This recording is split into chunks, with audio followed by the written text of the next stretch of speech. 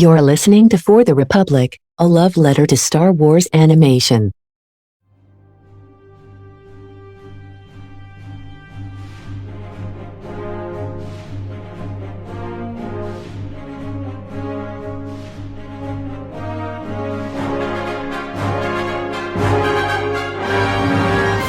Hello there.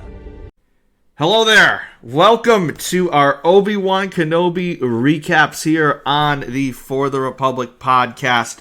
Normally we love to talk about the Clone Wars and all forms of Star Wars animation, but we have a new Star Wars show coming out, and it has just been a momentous weekend to be a Star Wars fan.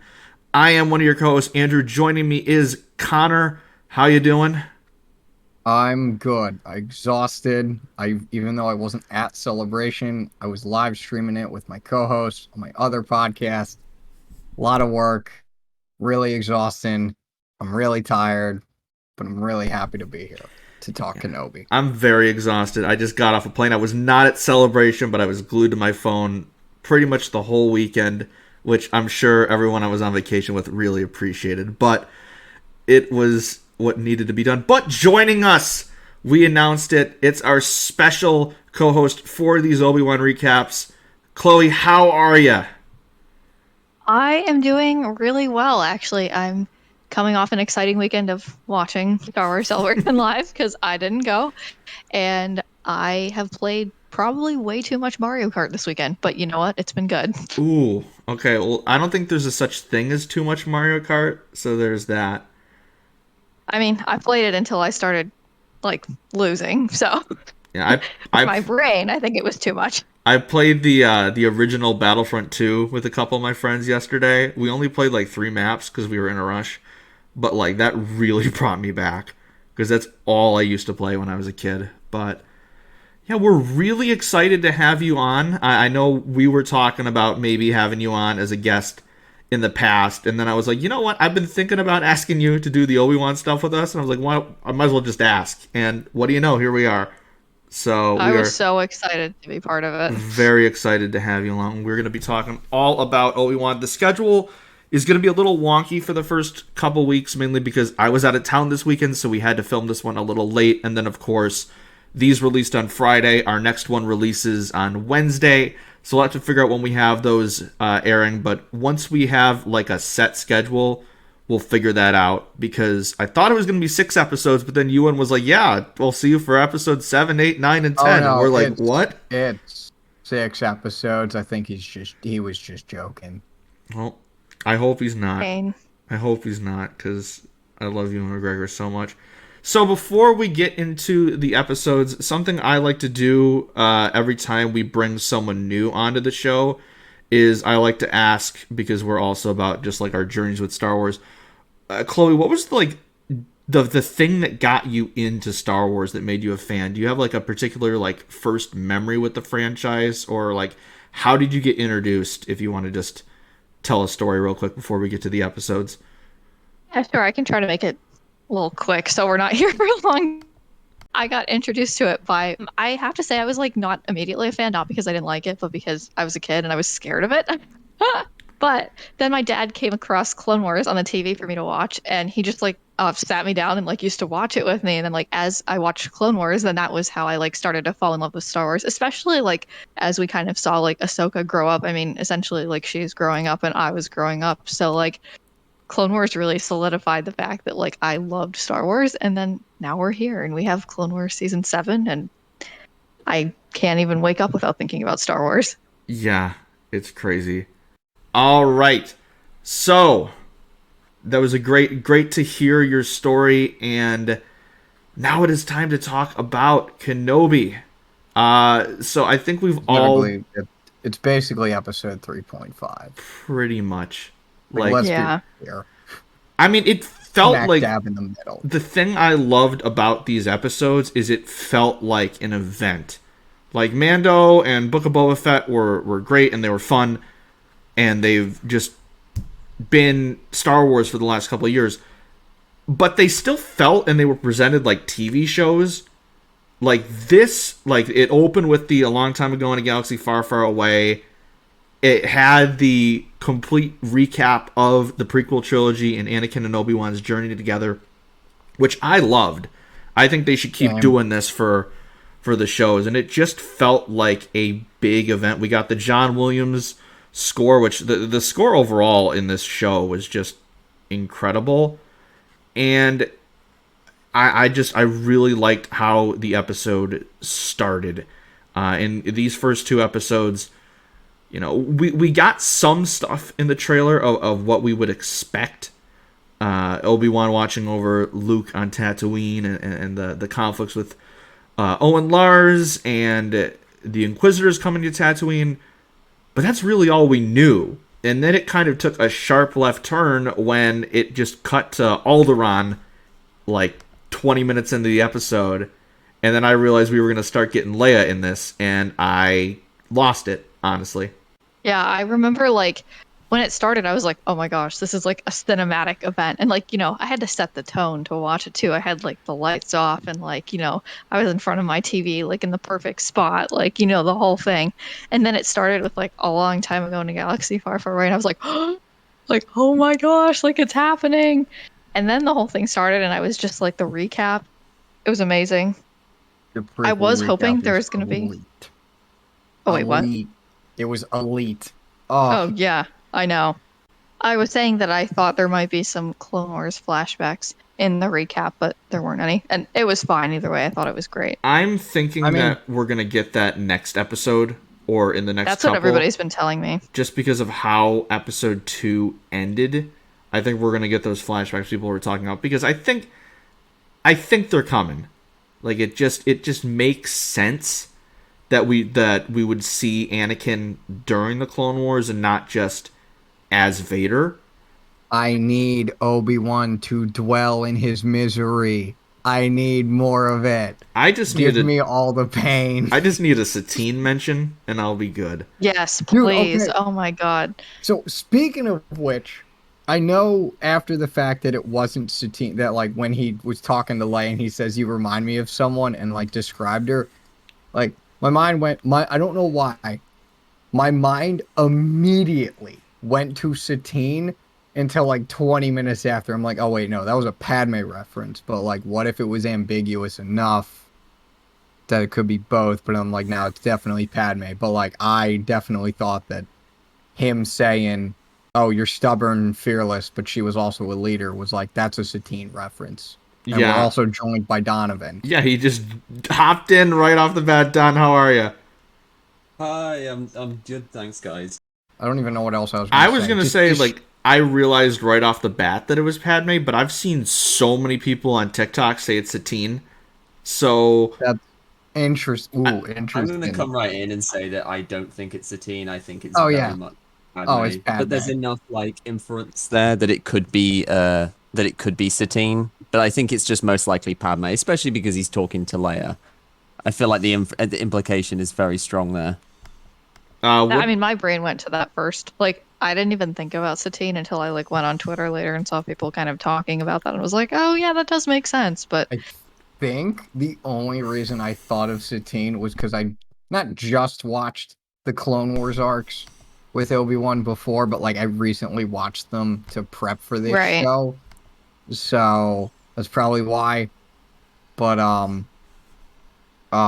yeah, these first two episodes, man, so good. I think I honestly like episode 1 a lot more because like it's the thing I really, really, really, really like about the first episode is that it's so methodically paced so slowly that it's just really gets you it's a slow burn, and it really just tries to get you into the story of Obi-Wan at this point in his life.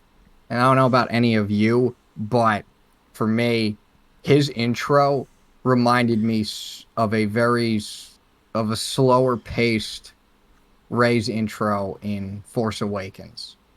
Absolutely. For sure. Yeah. And also Luke in Last Jedi. Right down to the like portions and all that stuff. It all was like, and he sits outside as well, just like Rey sits outside the down to 8080. It really gave me, yeah, when I first watched it, it definitely gave me like reminders of that. And I was just like stuck thinking, damn, in an alternate universe, this would have been like a parallel between grandfather and granddaughter. But Yeah. never mind. Side Yeah. against that one. But I agree. I loved the way he was introduced. We didn't see him for like the first few minutes of the episode, and then he was I was introduced shocked that it working at started the with TED, the Inquisitors. working this like dead end job, getting the portions and stuff, and then him just chilling in his own little cave. Like we get introduced to him in this way where he's just completely disillusioned and just defeated. And what I loved about this episode, well, these episodes plural, is you see him at his lowest. You clearly see the effects that the end of the Jedi and Anakin's betrayal have had on his mental health. And you see that when the Jedi that's hiding on Tatooine encounters him, and he just tells him to stay hidden. I can't help you. You need to go live a normal life.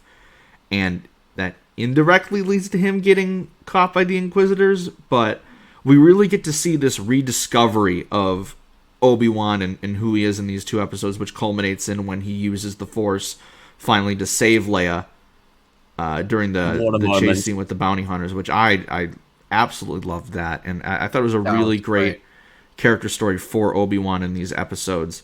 The framing of that scene itself, for me, reminded me of when Cal uses Force Slow to save Proth.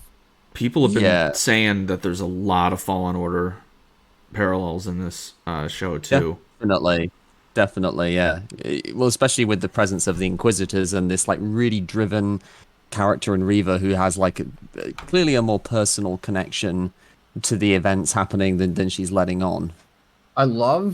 The thing I love about Reva the most is that, like, she's not restrained like most of the Inquisitors are. She's pretty reckless, but she's, like, clever in her recklessness. Yeah, she gets results, really. Because, like, her when method was unique. Yeah, because, like, when she interrupts, like, the Grand Inquisitor's, like, the whole speech about Jedi, it does reveal Nari, and it's the same with Obi-Wan. And it's the same with Obi-Wan. Like, yeah, she goes against them, but it repeatedly forces Obi-Wan to reveal himself. So it's not like she's like reckless and it doesn't actually like pay off. She's very driven and ambitious, and that makes her very intimidating because she does often get what she's looking for, and it makes her actually Ingram just is phenomenal. Yeah. Oh, the bit where she like the bit where she enters the cargo hold and says in that little sing-song voice, Obi-Wan. So creepy. Oh my god. Yeah, that was incredible. They did a really great job with all the Inquisitors in this one because I was worried how they were going to handle them. But I was really, really impressed. Something we kind of like just completely jumped over and ignored was how this episode started with more pain, which is more Order 66 flashbacks. I was expecting them, but I wasn't expecting the very first thing. It's not the Star Wars it's not referencing the Star Wars prequels if there's not an Order 66 scene. Absolutely. And just the way it's done is I mean, I can say so many good things about Deborah Chow's direction, but like the way it starts with that like beautiful like objective camera movement like sweeping in as you like follow the Jedi, and then it just so brilliantly transitions into like a more handheld subjective view when the clone troopers enter and everything gets shaky and unstable because you've got this really violent intrusion on the Jedi's lives, and so you really feel the impact and how this just like tore the Jedi's whole way of being apart, and it's all in one take as well. It's just brilliantly done. Yeah, they really just jumped you right into Order 66, and it just showed how sudden it was. For these Jedi, seeing it from this perspective, they were just meditating in the temple, and then all of a sudden these clones come in and start shooting at them, and then everything they've known is turned upside down. So they haven't said it yet, but I'm very much assuming that Reva was one of the younglings we see in this flashback scene. Definitely. Agreed. Yeah, and I think we'll see the rest so. of them. We'll see the rest of them for sure, because like I don't think they've had like a whole group of them there if we're not gonna see that pay off. I mean, I would wager even that like they could be who are waiting for Obi-Wan when he gets to Mapuzo with Leia. And speaking of things that were like possible setup, you've got Tamir Morrison as that clone veteran. I lost it. Yeah. I Oh my lost god. it. That veteran. There's definitely- no way he's not just that veteran. Yeah, he's definitely like I feel like we're getting a Cody appearance for sure now. Like I wasn't sure if they'd be able to fit him in, but now that they've set that up with that like heartbreaking image of that clone and like the fact that he's just like scraping by and like come on to say Obi-Wan doesn't know about like the inhibitor chips from the Clone Wars. He has no idea. So That's as far as right. he's concerned, the Jedi were just betrayed by the clones, like just with like no aid whatsoever, and yet he still takes pity on this like clone suffering in the street, basically discarded by the Empire and shunned by most of like the society of that planet, and he takes pity on him and gives him some credits Yeah. so we can get a warm meal, as he put it. There's been like, Feels. because I had always, well, not really assumed, but thought that Obi-Wan would have some intel on the rebellion and stuff like that we've seen in these earlier Age of the Empire projects. But this episode really makes it feel like that when Bail Organa contacted Obi-Wan, that was the first time he has had contact with anyone in the past 10 years. I mean, So it doesn't shock me. This man's a hermit. we literally He was see trying to Rightfully disappear. so. we saw him bury his lightsaber in the desert, which Yeah. that scene I when love he that scene. dug it I up. love Yeah. that scene, and I love this scene where like it's basically implied that like before we see it, they're like, oh yeah, he buried his lightsaber when like Nari confronts him, and he's just like, I need your help, and Obi-Wan's just like, no, like Yeah. take your saber, bury it into the ground, and try to live a normal life. Yeah, and it's parallels Luke throwing the saber away. So it's doing that kind of Star Wars thing already of like rhyming, but not like repeating. So it's a different kind of thing, but it echoes what's yet to come with Luke, also kind of like shunning the Jedi way. But like here they both have like completely very similar but different reasons and ideologies. Like Obi-Wan has like a more like noble purpose, whereas Luke's is more consumed by like kind of a self-hatred because of like where his path has led him. Yeah, I think the thing I really like about the I wrote it down somewhere. I'm trying to find it. No, While you're not catching it. your thought, I just want to point out that the nightmares that Obi-Wan had of Anakin were haunting. Like I said, Oh the my episode God. did Yeah. Shivers. such a good That job was at. probably my favorite scene overall so far. Yeah. Watch. I love Like how in they're the best way. yeah, and I love how they're using the footage from the movies too. Like they're not just using like voices or anything. Like they're showing us what we've seen, so it really makes it feel like how Connor said when we started episode 3.5. Like it's part of that trilogy. It's a continuation of those movies, which I love. And one thing I do also love is Obi-Wan's outfit that he has at the beginning of the episode, like the blue with the poncho over it. I was like, okay, I need this. I need this It's in my very- life right now. It's a very cool look, and it also parallels the outfit that Luke wears on Ankh-To because it's a very kind of similar setup with like the poncho and like how it hangs across his like the rest of his uniform. So again, it's kind of paralleling that because they're in similar places. All I'll and they're say- actually gonna Right. go through similar arcs as well, which is going to be really cool. All I'll say is I'm all for more ponchos in the Star Wars. Like if we just Yeah. keep adding them, I'll take it. Obi-Wan is finally part of the poncho crew. I love it. It's much needed. So the thing I really like about the parallels between Luke and Obi-Wan sort of taking themselves off the board, where it's like with Luke, it's more taking himself off the board because he knows that if he tries to restore the Jedi Order again, for the good of the galaxy, he doesn't want to do that, and he wants to, save the galaxy from that sort of pain and suffering.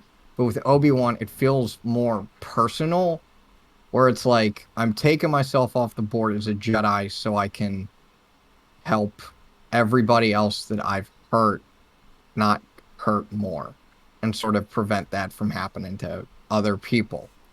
And the one thing I actually really, really, really liked about the first episode a lot, again, was the fact that it took until the last 5 minutes or so, I want to say, for Obi-Wan to actually get back into the fight. I didn't Yeah. realize it until after that, like, oh wait, I was kind of worried that they would thrust him back into the fight a little too quickly. So I'm really happy that wasn't the case here. Well, yeah, especially when sorry, Don, but especially when Bale contacts him for the first time and he says no, and he has to get convinced by Bail Organa actually showing up in his cave on Tatooine and making out like Obi-Wan's just stuck on, I have to protect Luke, I have to protect the boy. And Bail says, you know, that's Padme and Anakin's kid too. That's their daughter. She is just as much of a responsibility as Luke is.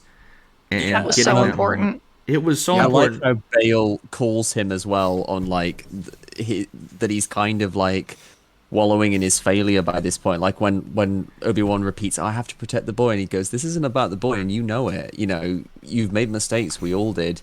Move on, be done with it." So it's kind of like he has to kind of prod him into action. But then you get that really moving line where he says, "There's no one I trust more with my child than with you." It's just That got me. Yeah. it's brilliant. I mean, really I just love Bail Organa, so I was so excited when the Organa showed up again. And just any excuse for more Jimmy Smits, I'll take. But I guess kind of transitioning, I loved seeing live action Alderaan for the first time since episode 3, getting to see how the Organa family like worked and that interaction, and then just seeing young Leia, which again, it's time for me to get my defending gloves on here, because I am seeing some takes that she is irritating, or the acting was bad, or the chase scene in the forest was poorly done. When I watched those episodes, I saw a young Carrie Fisher. It was the spitting image, not only in actions. She looked like Carrie. She presented herself like Carrie. She had that personality. It just reminded me so much of, this was what Leia would be like at 10. And more importantly, this is Anakin's daughter. It is fully on display here. The little like Lola droid that she has, I'm in love with. I need. They announced that they're making a droid for that. I need it. I just loved everything about how they presented Leia here. During the little party thing where she just goes off on her cousin because her cousin says that she's not a real Organa. You'd love to see it. It was a great takedown. And that convo with Bail and Leia afterwards was just so heartwarming, and I loved seeing this family, because we never have seen really on screen Leia's relationship with her adopted family. You know, in A New Hope, they're just mentioned, and then Alderaan explodes. Getting to actually see those moments as she's a little girl were really worked for me, and this was honestly the most. I mean, I've always loved Leia. Leia's always been a very important character, but this is the most I've connected with her in a very long time, because it was an era that we haven't seen, and it just made me think, this is, I saw a tweet saying Carrie would be proud, and that's exactly what I thought watching this episode. She was everything.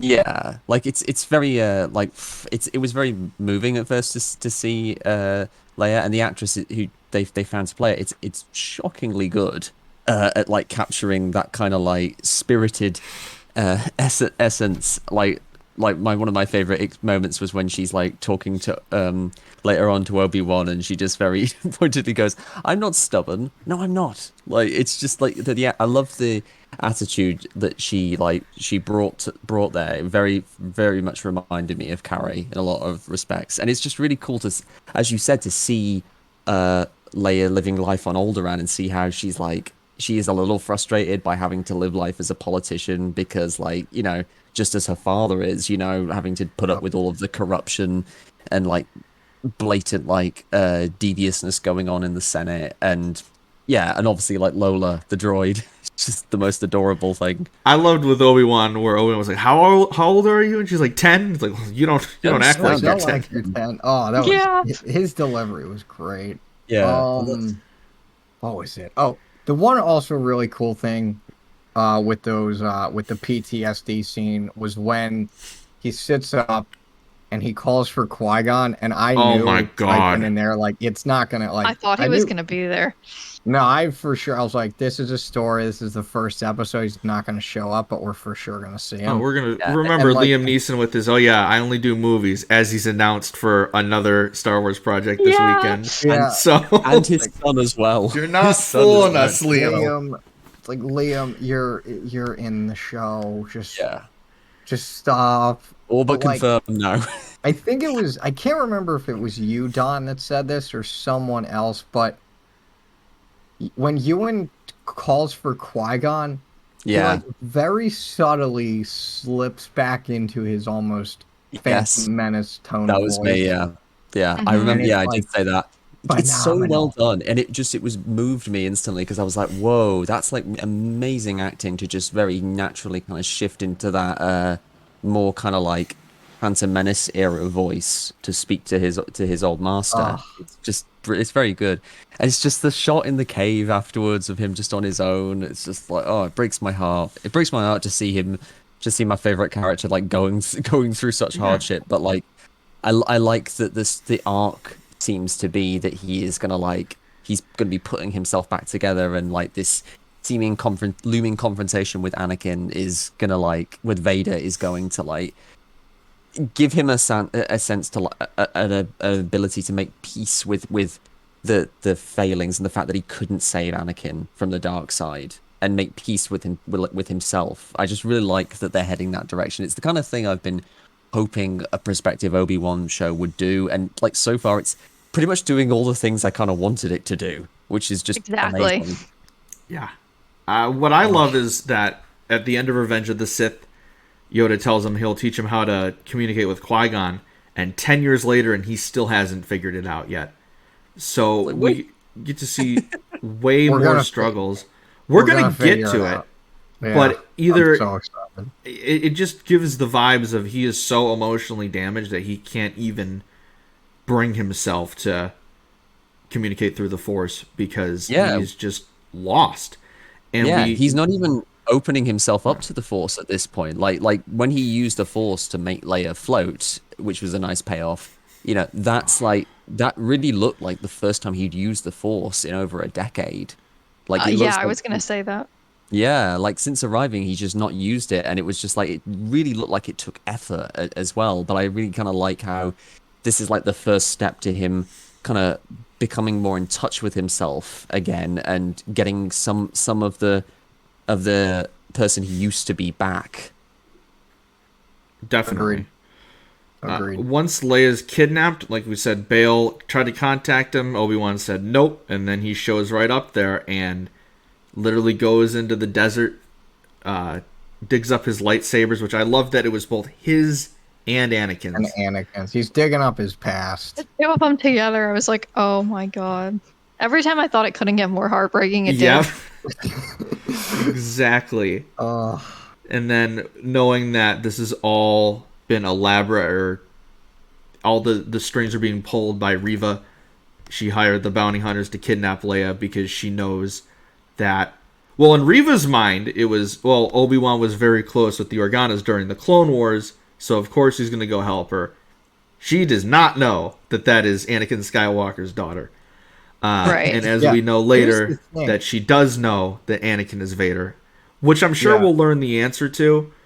oh, we're gonna learn the answer to it. You don't just put that there for us to assume. And I love how people are just bitching. How would she About know that. it? I'm like, we're it's like- 2 episodes in the show. Yeah. It's like, they don't understand. I'm like, do you not understand basic storytelling, like setup, payoff, all the other tenets of it? It's like, it's Yeah. not. It's They- it's just so funny. People to me. just want things explained to them right away. Yeah. I think the best way someone described it to me was when I was talking about it with my co-host Jared. on the other podcast I'm on.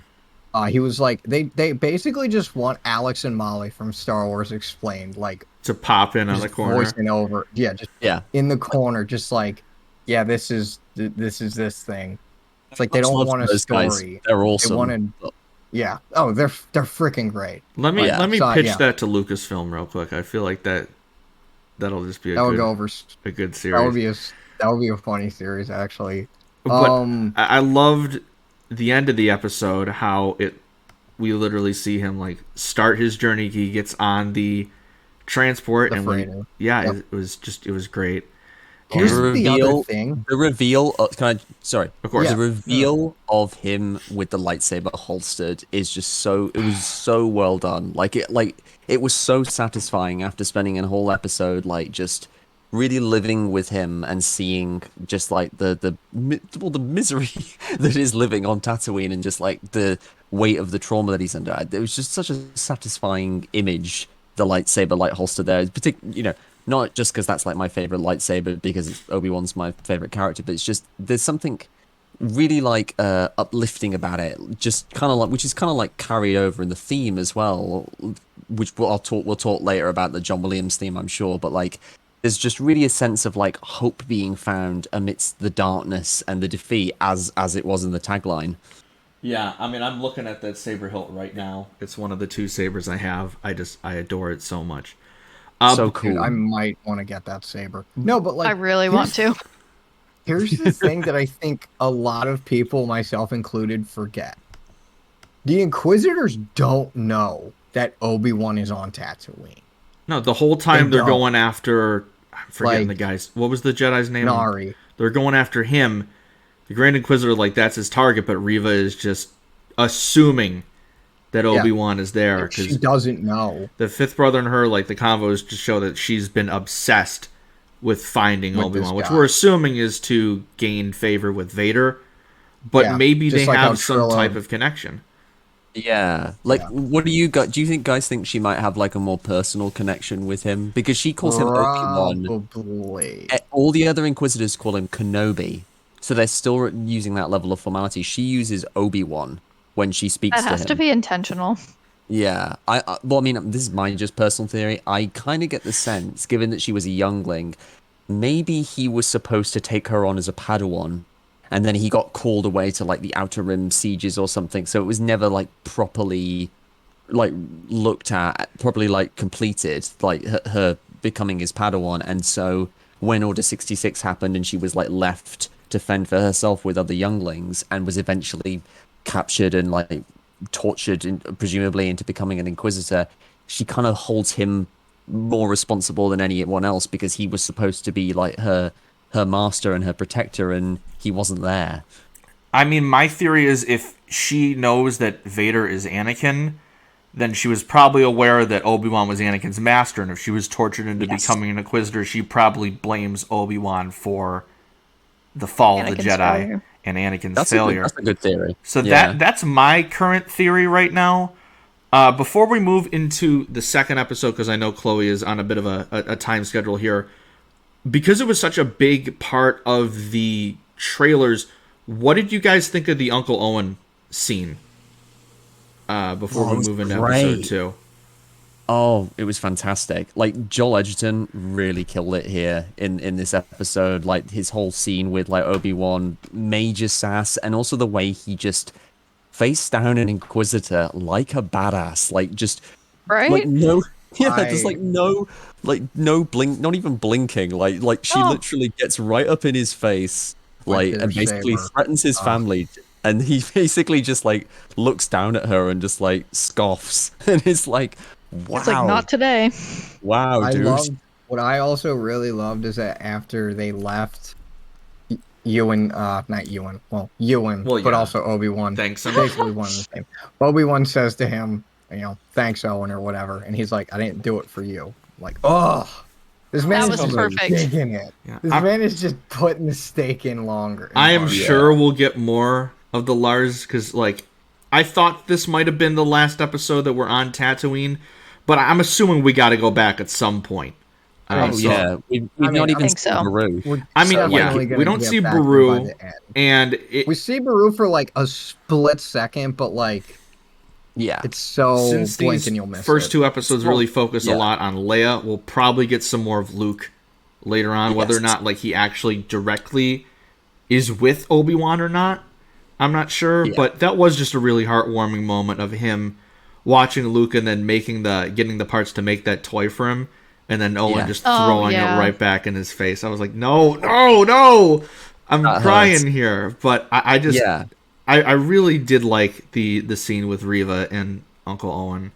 It's like this Well, guy and also, like- will do anything to protect his family, which I really do Yeah. appreciate, whether or not I think he's a dick to Obi-Wan or not. Like, it's a relatable thing, just looking out for your family's best interests. Yeah, like, because that's the thing with, like, Owen. It's like, yes, we obviously, it obviously stings to hear him, like, say that stuff like that to Obi-Wan, because we like Obi-Wan, Obi-Wan's, like, amazing, but, like, my guy. it's very easy to understand Owen's perspective, because, like, he basically never knew Anakin. Anakin comes to Tatooine, leaves, and then seemingly dies, because he went away to train with this Jedi. So naturally he'll resent Obi-Wan in some part for that. But there's also the fact that, like, he knows Obi-Wan wants to train Luke, and so, like, that line when Obi-Wan says, "Oh, it's just a toy," and Owen says it's a lot more than that, because he knows Obi-Wan is like, yes, obviously Obi-Wan has good intentions, but there is also the element of, like, feeding Luke's desire for adventure, because Owen just wants him to stay on the farm, but Luke Right. wants to, like, fly ships and, like, get into, like, scrapes and have adventure, and Obi-Wan is kind of feeding that because he knows it's what Luke wants and what would make Luke happy, but Owen also kind of recognizes that and calls it out for that, even while he's kind of, like, ignoring Obi-Wan's, like, genuine empathy for the boy, which hopefully he might just recognize, like, a smidge by the end of the show, but who knows. So I think we should just transition now into episode 2, because there was a lot to talk about here. First of all, I love the dynamic and the back and forth between Leia and Obi-Wan. And as we said later, the scene where Obi-Wan gets reminded of Padme when talking to Leia was just an absolute highlight. But I just love how he goes about saving her. We get Meth Lab Obi-Wan, or Spice Lab Obi-Wan in this case, which I loved. I also loved how the spice dealer Breaking Bad was... whole story.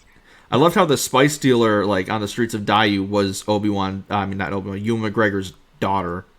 Which I was love nice. that. I didn't realize she it was a until really the good end. actress as well. She was Can't great. deal with that. That's just so wholesome. Yeah. He just did it. Imagine getting to act with your dad in Star Wars, and your dad is Obi-Wan Kenobi. And then That's I love amazing. the line where he's like, "I'm trying to find my daughter," and it's just like, bro, this isn't right. I know. And when she says, "I was someone's daughter once," that's so dark. It's like relating to, like, the whole, like, environment of Dayu. It just makes the whole Right. place seem way more seedy. There's that and, like, line grim. of, like, "Oh, once you come to die, you're never coming back," or something along that lines. It was, it really just shows the nature of the planet, and getting to see another, like, underworld type planet that isn't Coruscant was really nice to see. And then it introduced me to one of my favorite characters now, which was Haja, which... Yes. Okay, Yeah. Kumail Nanjiani in Star Wars, I'll take it. It's just right yeah. there, I'll take it. But I Kumail's awesome. loved how he's just a con man Jedi. I thought that was absolutely hilarious. But the episode does a great job at showing, he's, like, not, like, the most, like Upstanding upstanding citizen. But he has people, like, he's genuinely helping these people, whether or not he's taking their credits or not, which shows, like, he's not the greatest person, but he's, like, kind of like a Hondo type of character, where... Yep. He gave off major Hondo vibes, that is for sure. Which... Yeah. Do I like credits? Yeah. So much stuff you can buy with credits. But I love just his delivery. Yeah, he helped that family, which we assume that kid that he helped is Force sensitive, so there's more out there. But then he went out to help Obi-Wan when the bounty came out for him, and he was like, okay, we're gonna finish this ourselves, and then he just goes to help him, which I really liked, because I'm glad that he didn't end up being like he's bad all along, or he didn't like conspire with Reva or anything. Like he was. Yeah, I thought that's how it was gonna go. I was very glad that it didn't go that way, which I loved. I think also one of my favorite lines with the whole like Leia and Obi-Wan dynamic. And like, here's the other thing: she doesn't know his name's Obi-Wan. I don't think she's ever gonna find that out in the show, at least. I love Ben. Really, that's not a Jedi name. Yeah. That's brilliant. She does ask, she... "Who are you?" though, so I feel like she might learn a bit of who he is. Oh, she'll probably learn from Bail. Yeah. Yeah, that's my prediction. It's like we're not gonna see it, but like it's pretty safe to assume that like she learns the actual guy's name and everything. Do you think Leia is gonna be like in every episode, or do you think like her story is gonna end probably next episode, and then we're gonna get to the meat of Anakin and Vader? Yeah, that's what I'm thinking too. Yeah, that's kind of where I'm leaning right now. It's kind of how the narrative seems to be going, because it starts as like a simple mission, and then it gets more complicated with the addition of Vader. And so I think what's probably going to happen is Leia will potentially disappear as early as go back to Alderaan as early as episode 3 or 4, but Obi-Wan won't return to Tatooine because he needs to deal with Vader now that he knows he's still alive. He won't return until like the last episode. Oh, for sure. Definitely. I also love the line where she says, "You think the less you say, the less you give away," and Obi-Wan's just like, "How old are you?"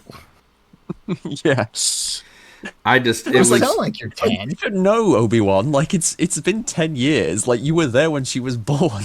If Star Wars is doing one thing consistently great right now, it's like the dad-child relationship, like the surrogate parent-child relationship is just working so well. Hunter and Omega, Din and Grogu, and now Leia and Obi-Wan in this episode. Yeah, and also, like, can I just say, like, given that this is like a series that is basically kind of like shoring up the prequels again and returning to the aesthetic of the prequels, how fitting is it that like a major character that drives the story is a child, just like with the Phantom Menace? I just really like that they've gone there, despite all of the like fan whinging and complaints that happened, like, you know, back in the 2000s about the Phantom Menace. I think it's really cool, and I like that they've committed to it and just like really made it feel like a central part of the show. That's a really good point, honestly. I do love how this show feels more like you said, a continuation of the prequels rather than in the original trilogy era, but still having prequel actors, kind of like how Rogue One felt to me. Yeah. This one, it felt like we're just jumping right back into where Revenge of the Sith ended, which I really did love, and it just felt like a straight up continuation of the end of Obi-Wan's story in Revenge of the Sith. Yeah, it's just I can't say enough good things about these. I really wish I had more time to rewatch them, but I haven't been home. I haven't been able to. Okay, no, I've watched episode 1 3 times, and I just watched episode 4 again, totaling it up to 4 times. Chloe, how many times have you watched it so far? I have actually watched it once only. Wow. Right, so we're in the same boat. I think honestly the big thing we need to talk about with episode 2 is that moment. Oh, we'll get there. Don't you worry. That is what I was like, because I was like, okay, I'm vibing with the show, it's good, and then that hit me, and I was like, okay, no, this is excellent. Straight up, when she said Lord Vader will be pleased, I was like, no. The look on Obi-Wan's face right now. I love that we got that moment. And just Ewan's acting with the eyes and his breathing, perfection. Like, my and then just like this single word, Anakin. It's just it killed me. It's amazing. And then just like the shock of like immediately transitioning to like Vader The back to opening tank. his eyes in the back to tank, it was both terrifying Oh. and just like superb. I What a jumped, great but Perfect jump scare. everything. Oh yeah, And I like, watched it with my family and we all jumped like at the same time. It was amazing. but I loved how it was still very clear. Like you could tell that is Hayden Christensen. So that was Oh, just Yeah, the absolutely. big like, oh, it's back. Here we go. Anakin and Obi-Wan back at it. I'm wearing the Obi-Wan Kenobi, like the Vader Kenobi shirt that I got the other day at the mall right now because I was just like, I Sweet. need this show. Going back to Riva before we continue to gush over this Anakin Obi-Wan moment and all the stuff I with think I know this where Leia. this is going. So I I love think. the continued like back and forth and how the Grand Inquisitor and Riva keep butting heads. Grand Inquisitor relieves her, but Riva, disobeys her orders and hires all these bounty hunters to chase after Kenobi, which I love that throughout the whole episode they keep teasing us that Obi-Wan's going to use his lightsaber, but he still hasn't yet. He's using a blaster, he's fighting people with his fists, and we get to see him like take a lot out of him in this episode because that is not his he's not in his element. He is used to fighting with a lightsaber, so he is put in a different situation where he has to defend himself with a blaster, so uncivilized. And then that he's moment, not as good a shot with it as well. Like it takes him a while to like land a hit on that like awesome dinosaur-headed bounty hunter. oh, that I need that. Oh in yeah, my he had to life struggle right now. for it. Yeah, and like when he flips over the Zabrak dude, and just like he recoils in pain because he spiked his hand on the dude's horns. That was a really good touch. I liked that. It reminded me of when he kicks Grievous in the leg in Revenge of the Sith during their brawl and hurts his leg because Grievous's legs He are never metal. learn. He never learns. But we've talked about him saving Leia a couple times now, but just because Leia had the joke earlier, it's like, oh, can you make things float? And Can then you make me float? that moment was just so like we saw how much it took out of him, which I just loved, and it was such a great moment of them escaping, and then Riva shows up. And let's just talk about this. Again, another example of people not knowing how storytelling being works. impatient. The Grand Inquisitor is not dead. Let's just...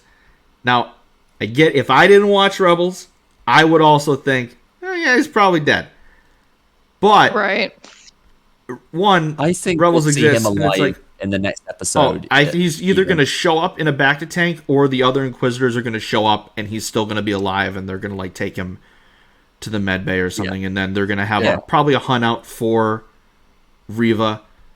I don't think so. You don't think so? No, she's just gonna like fib and say that Obi-Wan did it. No, the for easiest sure. get out Yeah, card. that's a You good can't idea. Prove, you can't prove it was a red or a blue lightsaber that stabbed them. It just was a lightsaber. They're gonna, Exactly.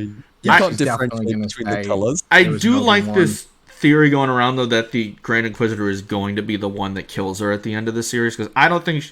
I'm liking her character, but I don't think she's making it out alive. I No, I really don't hope think she so. doesn't die, dude. I love her I character. just get the feeling... I really, I really kind of hope- get worried. And, Yeah. like, But- here's my theory with the whole with the whole Quizzy thing. I'm just gonna Quizzy. Jake calls him Quizzy. So I'll adopt it. He's not here, so do it in This his is honor. where I think his sort of quote unquote death is where he starts down the path of there are some things far more frightening than death. Yeah. Like he's gonna want to, like, I just get this sense that almost like in the 2020 comic run where his soul is entrapped on a planet, on a Jedi temple, and I want to say it's Alfrona. And he's there. His spirit's just there in that temple just for the sole purpose of luring Jedi there, so he can soften them up, and then Vader can kill them. And he's just like, I freaking hate this. I would not be surprised if he's like in a back to tank or whatever, and he's just like, I want to die. And Vader's like, nope, you're a tool. I'm using you for my purposes. You're gonna stay alive as long as I something want like you that. to. Yeah, and then I he'll assume revive. that'll be the face. he'll revive in like probably the fourth episode and then rat Reva out, because then there is that shot in the trailer of her deflecting stormtrooper blast, but I think for now she's probably That is true. She could On go rogue. Fortress Inquisitorius too. Do we see the Grand Inquisitor with the Purge Troopers in the trailer, or was that Reva? Nope. It's No, just, it's I think, Reva just and I Reva think and Fifth Brother. and then that one other Inquisitor lady. That's another Yeah. thing I like, is the back and forth between Reva and the Fifth Brother. I was worried how they were going to adapt the Inquisitors, but I thought they nailed them in these episodes. I love the Fifth Brother. I love his voice. It's he's so Apparently there's cool. like a Sung Kang, man. there's he's, like a he's reverb so cool. added to it. I was talking Yeah. with a friend. There's like a reverb added to the Fifth Sister. Brother's voice that like you can hear if you like really listen closely. Because I just kept thinking like, oh, that's his, like, he just really just did something to his voice for this. But yeah, like people saying, "Oh, now Rebels isn't canon anymore." One, watch the Ahsoka stuff from Celebration this week, and you'll know that that's just simply not the case, because that show is literally Rebels 2, and they're just not going to do that. They're clearly setting something up. It's just, again, we're 2 episodes into a 6-episode series. Now, if he actually is dead, then I don't know. But again, Dave Filoni is Grand heavily Inquisitor is also a title. Yeah, It all just kind of gives me like Orn Free Tar vibes back when Bad Batch season 1 first came out. Well, but also like Filoni is Oh yeah, Dave it's Filoni true. is like involved like as a consultant in the show, so he's not going to be like, yeah, just kill off a character that I have in one of my other shows. And Exactly. Pablo's involved. He's our like he has a new title, which is funny. Star Wars Lore Advisor. Like, you think they're gonna kill? Like, it's a great title for him. Oh, absolutely. Yeah. So yeah, he's definitely not dead. He's 100% coming back. It kind of reminds me, if anything, I almost wonder if they're going to reference Force Unleashed, because a similar thing happens to Starkiller in that game. He gets stabbed through the gut and then wakes up on like an operating table, like screaming in agony while a medical droid tends to him. I kind of feel like they could do a similar thing, because I get the sense that they could lift from that. I mean, we'll see. It's very. I mean, they could literally go in any route here, because, like, I was talking to Chloe about this after I watched the first episode. The fact that we have literally nothing to go off of for the most part of the next 4 episodes means that they're going to surprise us, and they're going to. I mean, we just have the Fortress Inquisitorius, and there's like that one shot of Kenobi in the final shot of the official trailer that like. Some people are speculating that like maybe that's when he faces off against Vader for like. I'm assuming they're gonna fight twice. I mean, even in these first 2 episodes, they gave us the shock of Leia being in there, because to me at least there was nothing in the marketing that made me think that Leia was going to show up. She had such a big role, and she was a young icon, which I loved. But again, going back to that ending, the reveal and the shot of Vader, it is, again, for all of us, I believe, are prequel kids. So this just was indeed such a moment, and I am eagerly waiting to see the rest here, because it's going to be great, and we've got something else, man. I'm so excited. So many. I am so hyped. So much good stuff coming, and we're going to be here to talk about it all. So I think we should just start wrapping it up here.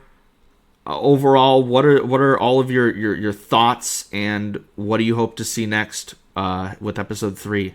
Do you think we're going to get Clone Wars flashbacks? Like, what do you think? Probably. I absolutely think we're going to get Clone Wars flashbacks. And I hope so. I wonder who we're going to see on Mapuzo. I think we're going to see those Jedi younglings, but I also think they could be someone else there. It could be Rex. It could be Rex, really, because we don't know what he was doing before Rebels. Maybe he helped some Jedi. Who knows? It would be kind of a cool way to long shot, it's Ahsoka, but I don't think that's happening. I think even it's more longer shot. It's Cal. Oh, if Cal Kestis shows up with BD1, imagine. I mean, it's the timeline fits. We're It's the gonna- same Timeline year does as fit. Jedi Survivor. We We're know gonna that have for sure. to have you on life support for the next episode if it's Cal. Bro, if it's it's not gonna be, but like, let's just say it is. I wouldn't. I mean, I'm You can holding up. dream. I'm holding off hope I'm for being honest, Ahsoka in a Ron, flashback, but I don't think. know. Yeah, I don't think Ahsoka's gonna be in the present day story, but like Ahsoka in flashbacks, almost. Yeah, we're probably gonna get that. Yeah, for sure. Like, and I mean, just to hear Obi-Wan like talk about Ahsoka and like Clone War specific stuff, like Ewan McGregor's Obi-Wan, it'll have instant chills for me. Overall, I really liked these episodes. I loved these episodes. It was so amazing. It felt kind of like a little mini movie. Yeah, that's what we were saying itself. before you Really got did. here. Yeah, and it like just overall, like just Deborah Chow's direction, amazing. Like just the way it's kind of like lovingly carrying this story forward from the prequels and really giving us a character study of like Obi-Wan, who's like, Obi-Wan's my favorite character. I've been wanting an Obi-Wan show for so long, since I was like 12 pretty much, like so 2006 basically. So to see this like come out and just be this really like interesting, kind of like dark but hopeful at the same time, like character study of like my favorite Jedi, it's been amazing. And there's just seeing him put himself back together even as like early as the second episode is great. I have to mention that classic Obi-Wan line when he's talking to Haja and Haja says, "Oh, the light is an unforgiving place for my kind," and then he asks him how much, and then when Haja gives his steep price, Obi-Wan replies, "Goodness, that light is unforgiving." That was so Perfect Obi-Wan classic. line.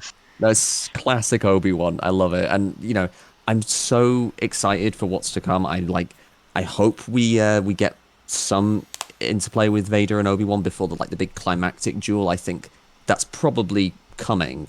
I mean, I would hope that we get some Clone Wars flashbacks as well. I'd be surprised if we don't at this point, because like why would you bring Hayden back if not to capitalize on the fact that you can do Clone Wars flashbacks with them? And I really hope they're in the armor. Oh, please. Chloe, what did you think about these episodes? I felt like this was actually my favorite live action Star Wars that we've gotten since the prequels. And I know that's saying a lot, but like the prequels are just my life. So like watching this was like the revival of like everything that I love about Star Wars. So absolutely incredible experience. And honestly, it was just so good. I'm the same way. Like, I don't know if I would go that far just yet. I need some time to figure it out. But I have been waiting for this show since I was 7 years old when Revenge of the Sith came out. Like, this has been all I've wanted for the longest time. Like, this has been my most anticipated Star Wars project ever. Like, even more than when Force Awakens came out. I was so hyped for that, but this was like everything I've ever wanted. So it was great to finally see it start. I can't tell you how much it means that we get Ewan and Hayden back in these roles. It feels like so long, but also like no time has passed at all. And especially seeing them again at Celebration, just really like It was amazing. getting all this love and embrace, and them returning it, and just seeing like how happy they look to be back, just was such a wonderful moment. And I cannot wait for a couple days when we'll have episode 3, and we'll be right back. At least to the talk time about of it. recording 2 days. 2 days, yep. So, yeah.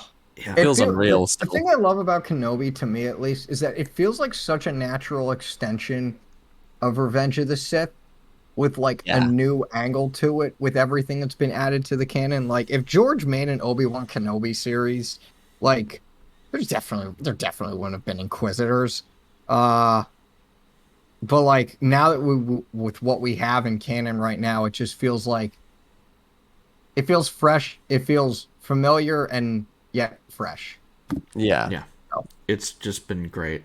So Also totally distinct from Mando and Oh, Boba yeah. Fett as well. It That's felt the thing I great like to- most of all.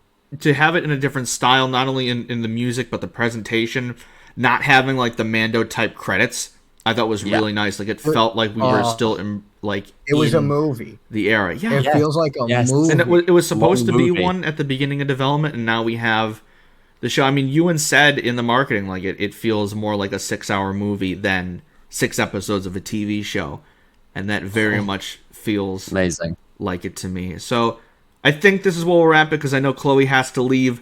But thank you all for joining us for our first edition of the Obi-Wan recap. It's going to be probably a bit longer than normal because we had 2 episodes to discuss instead of 1.